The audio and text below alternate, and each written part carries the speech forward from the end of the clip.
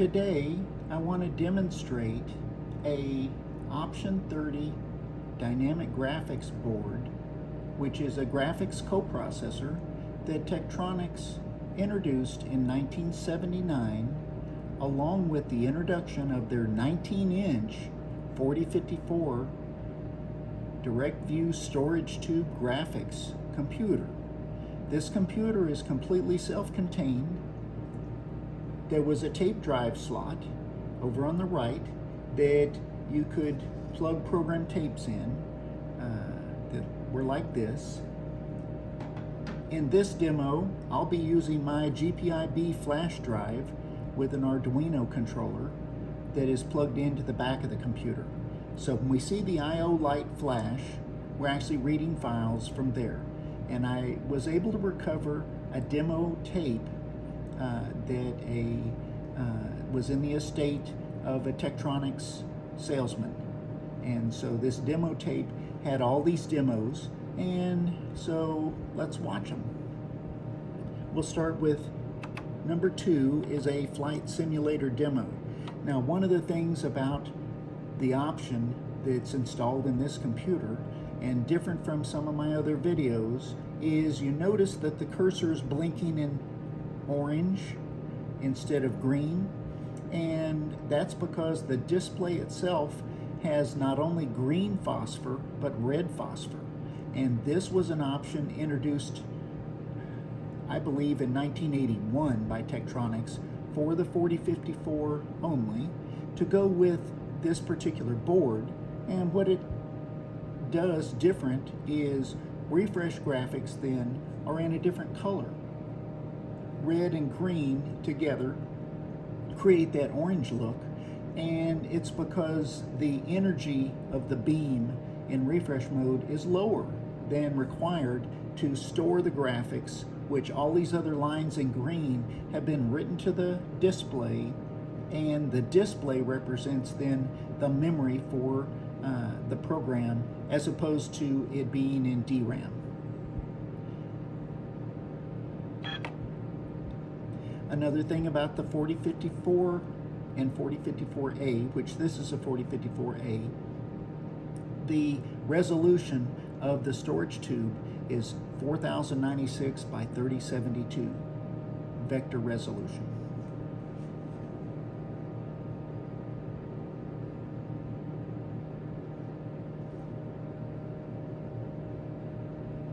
Any flicker you see in that orange, I don't see sitting here in front of the computer.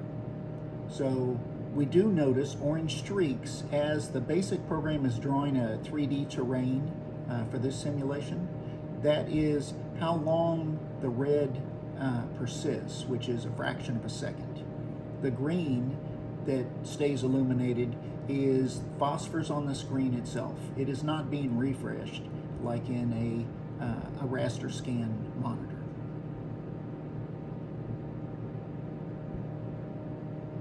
Pretty amazing demo. You can see smooth aircraft motion, the aircraft flying from right to left and the one that's coming towards the screen and banking are both being drawn by the graphics coprocessor board.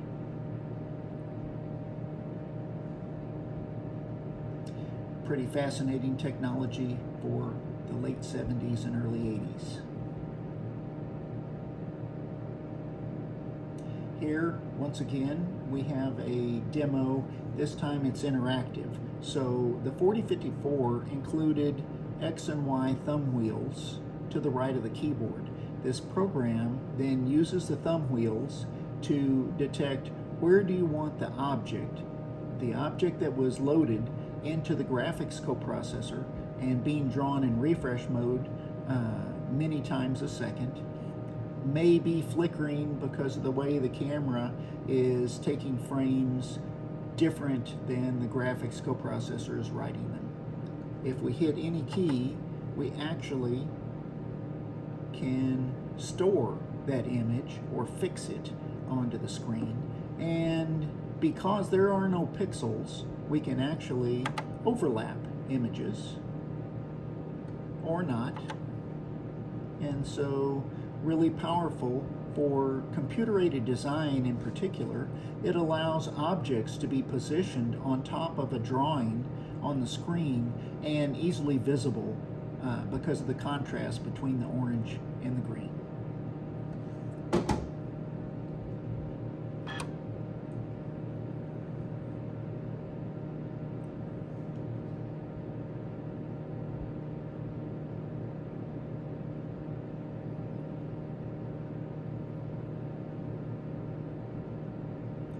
Very fast graphics rate. These stars are being drawn in refresh mode. The basic program is telling the graphics coprocessor. Oh, another thing is brightness. The 4054 supported 4 different levels of brightness. This last part of the demo, it stored those stars in green on the phosphor.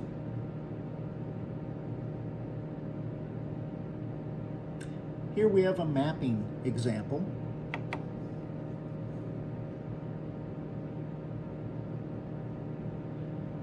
This is the North America Pacific coastline from Alaska through the United States,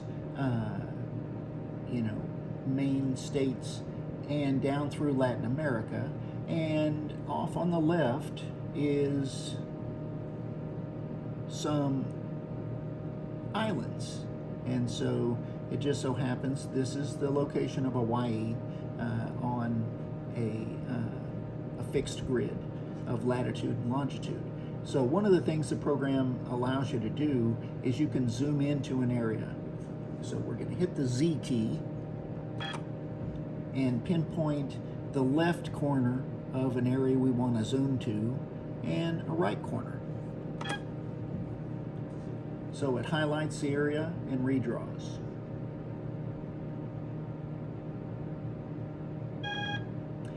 For this demo, each of the islands is not very high resolution vectors or high vector count. It's a demo, but the computer could actually draw incredibly detailed images if that's what you wanted for mapping, for example. Another thing that the program can do is show that the crosshairs can be used to pinpoint the latitude and longitude of a position. And we'll see, let's redraw the screen.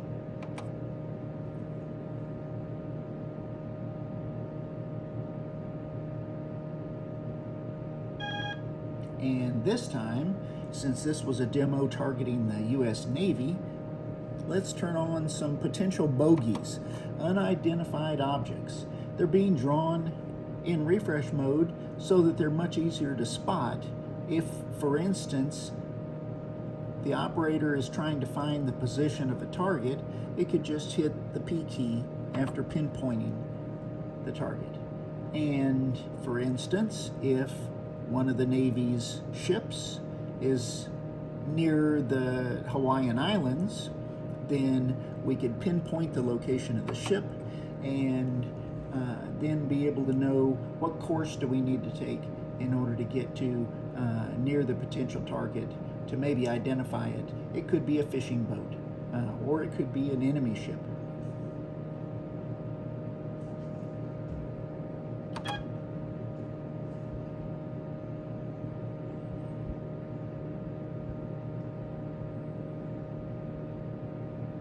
Here we got a business graphics example. The graphics coprocessor drew all of the PERT objects, the rectangles and circles, quicker than BASIC would have. And so in business graphics, you're interested in determining how long a project's going to take. This is a polar plot, also showing off the very high-res graphics of this storage tube computer. The lines that we'll see that are the ellipses are the antenna signal strength in those directions.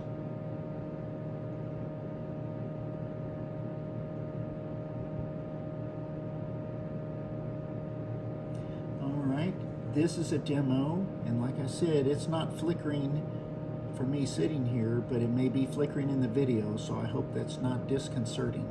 I'm going to take an object like this, and for example, if I was in business, I might be wanting to do, or in software engineering, I might be wanting to do a flow chart. And the flow chart might have a starting point and a rectangle, a decision block,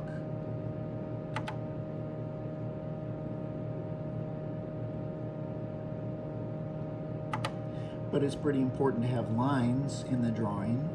And so the only symbol that I see that looks like that is this arrow.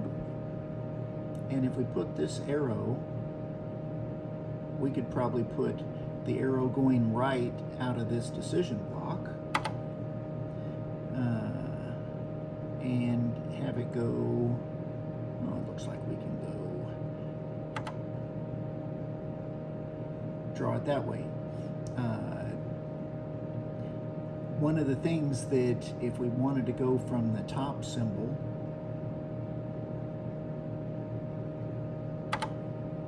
to this one,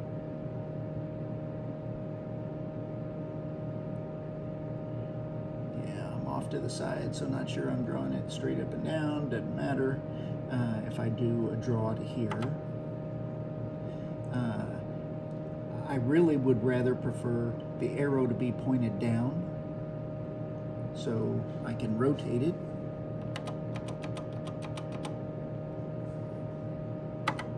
And get an arrow down.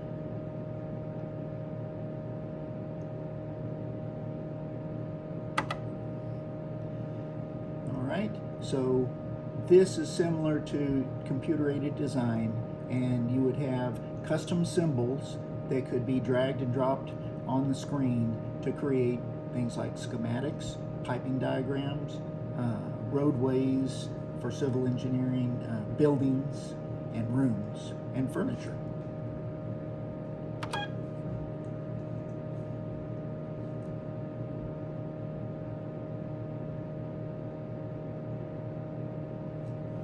Another area these computers were used is simulating.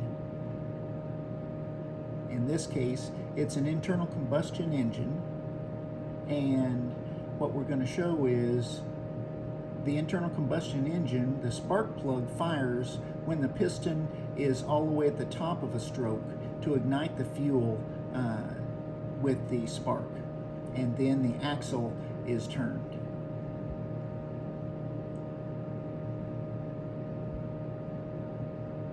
The crankshaft.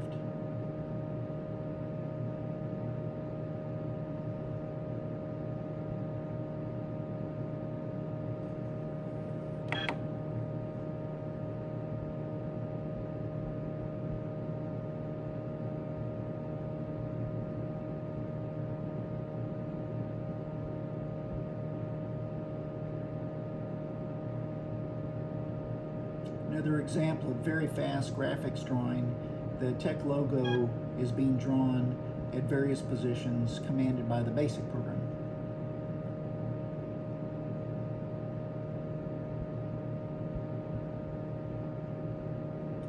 Another example of business graphics would be bar graphs.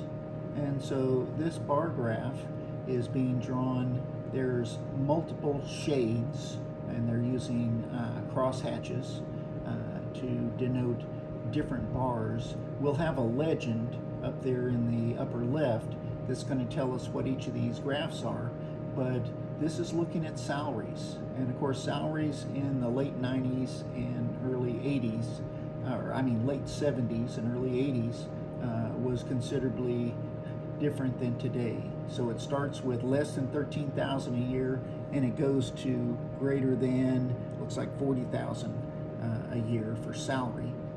And this one is comparing chemists, women chemists, and the population of all chemists versus R&D. The bars on the right side are actually different industries.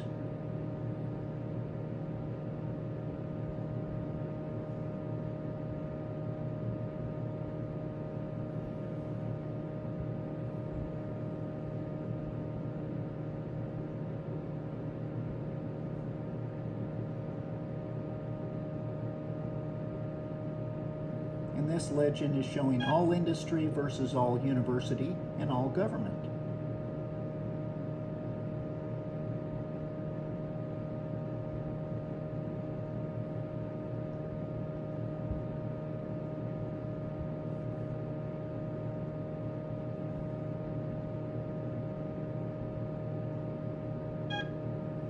And this picture was called Green Eye by Tektronix, but once again shows the amazing high resolution available on this computer. And here we have an interactive example of this, so I can take and fix this pattern as fast as I could have done the Tech logo, although this one has a lot more vectors on it, and I can overlap.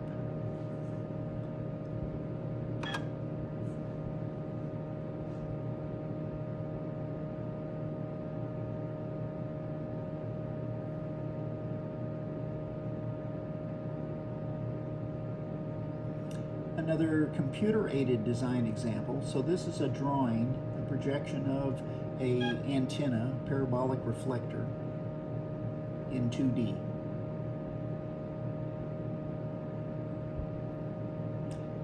Here we have an interactive example. This is a drawing program. And so the pencil, the point on the pencil can be where a line is drawn to, or you can move. I'm going to move here, and let's draw a triangle. So I'm going to come up a little and notice that the line is completely straight. There are no jaggies on a storage tube computer, which was really something that the customers were delighted with.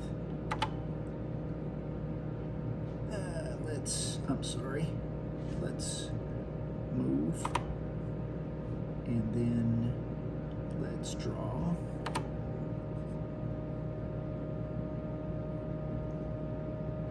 One side, down here, and draw again. And let's complete the triangle. And the crosshairs, the potentiometers are really easy to move and support the full resolution 4000 by 3000 of this computer and display. Let's draw the last point and then move off to the side.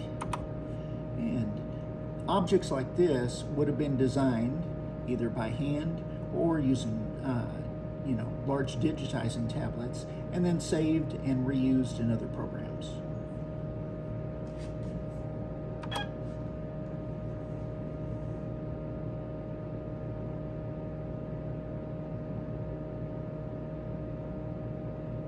Here we've got a interesting model. This is a rail, a piece of a railroad rail, and it says for finite element analysis. So you break them into pieces, and the computer models the stress as the train, for example, is rolling over the track.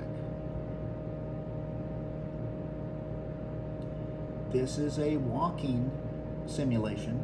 The graphics coprocessor has been loaded with the arms and legs in different orientations, and the basic program is then telling it, okay, stop drawing there and move the leg or move the arms.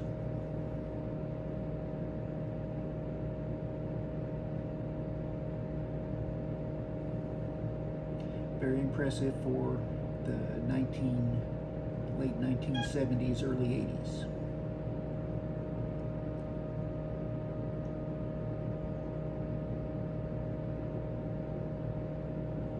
Here we're once again showing an object, a helicopter, that is drawn in refresh mode, the main rotor, tail rotor, and the helicopter's landing on a building.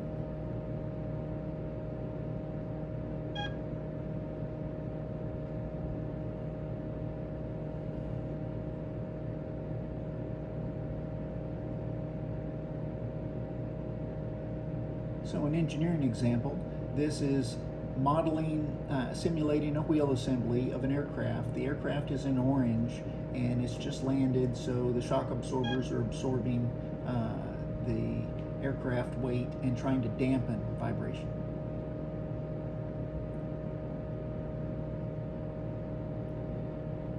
Kind of the opposite look of a simulation like this is to show how the aircraft can be stabilized as the wheels, the landing gear, are running over bumps.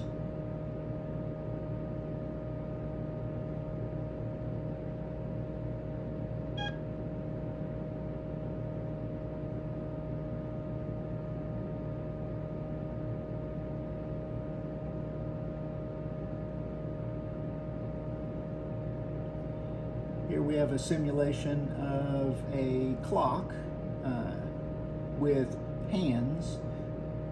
Notice that all three hands are moving. The minute hand will be moving to the 1 minute position. We're doing 30 seconds in this simulation, but the effective use of the two colors makes the movement much easier to see.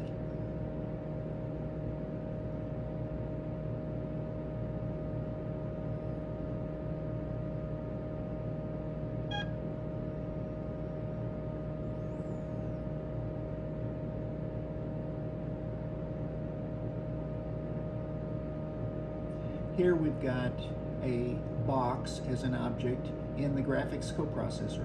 The graphics coprocessor is drawing the back of the box in dotted lines and the front of the box in solid lines, and the basic program is then telling the graphics coprocessor to move each of the faces of the cube, all the lines, to emulate looking at the object from various angles.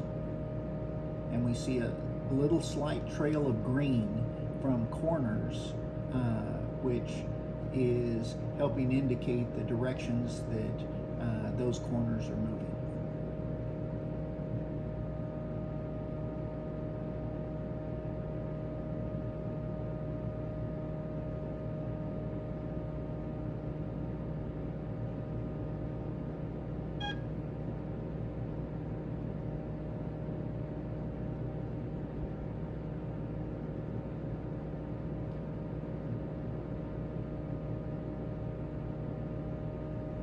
Here we've got a vehicle simulation. We've got a RV is what the program called it. I would call it a Jeep.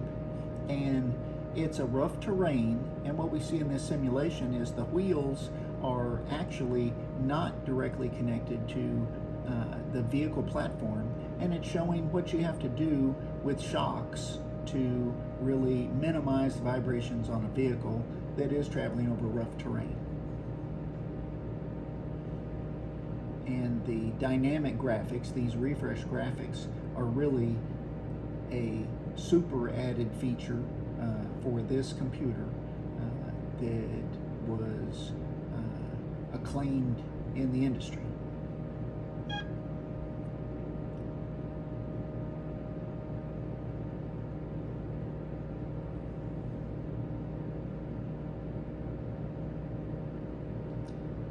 In this example, we're seeing that every one of these rectangles, they don't have to be flat, or oriented with the X and Y axes. They can be drawn at any angle without any jaggies, and the objects can be moved and removed and added.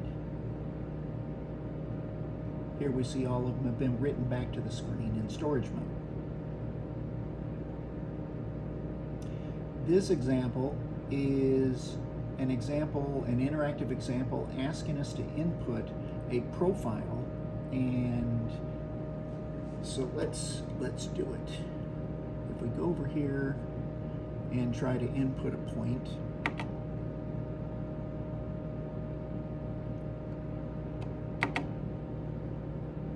a series of points.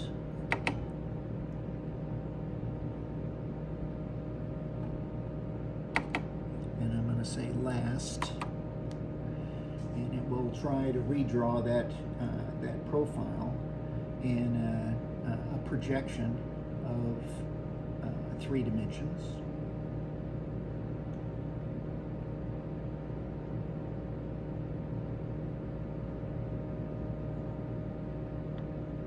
And what we see in the bottom left corner is it's describing how to use the function keys. And there's 2 rows of 5 function keys on the keyboard that interrupt the program. And so I'm going to hit function key 3 and rotate this image 90 degrees.